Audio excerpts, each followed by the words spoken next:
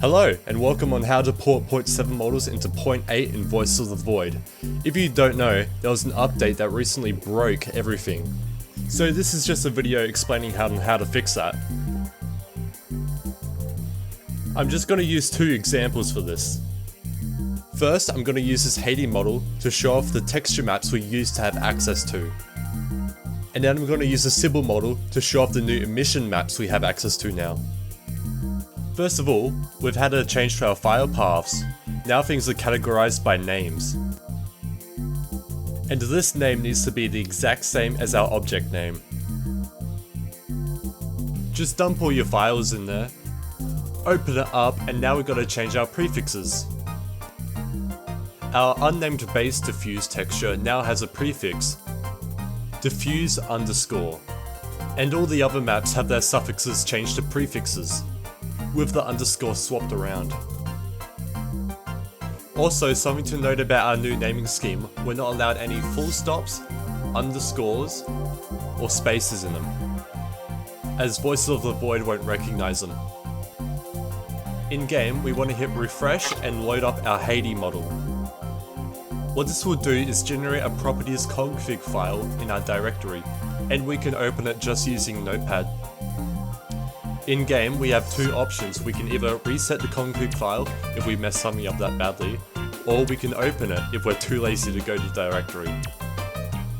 So, welcome to the new properties config. Here we have a collection of old and new settings to mess with. Our first category is our filters. Here, we put 0 for nearest neighbor filtering and 1 for bilinear filtering. Next up we have our physical material. Here's just a list of them. And next up is our emissive texture strength. I'll talk about it when we get up to the Sybil section. After that, we've got some brand new settings. This is the lamp section. Obviously, 1 is to turn it on and 0 is to have it off. We have our lamp offset, which is just its transform vector. If you're using Blender to find a vector transform, you're going to have to negate the Y value, just to get your lamp to spawn at the right transform. We have our lamp intensity, which is just its brightness, and we also have our attenuation, which is just the fall off. Lamp shadow is just whether we'll cast a shadow off our own mesh. So if you don't want the lamp interacting with the mesh, just leave it on 0. Once you've done your changes, don't forget to save them. Back in the game, when we press refresh, we are refreshing our printer's directory. And then when we click on the model, we are refreshing that model's directory.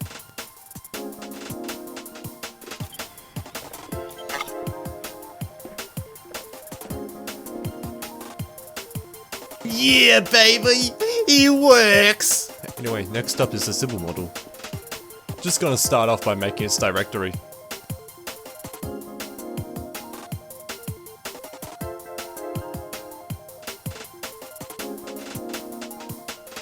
And to make its emission map, I'm just going to copy and paste its base texture and give it the emissive underscore prefix.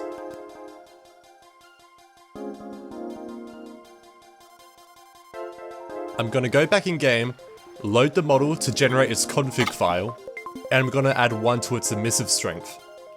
So, 1 on the emissive scale is pretty much flatly lit, and anything more than that is just a glow effect on it. So that's how you port all your stuff. So I mainly wanted to just get this video out like ASAP, because that's when it would be most useful. So sorry there weren't many funnies or it wasn't that entertaining. It was just down to brass tacks. But I am working on a full guide. Yeah, that will have the funnies in them. Funny enough, that video would have been out in place of this one, but since the update came out, I've been rewriting 5 months of work. Yay! Anyway, love you, leave you, bye bye, wish you well.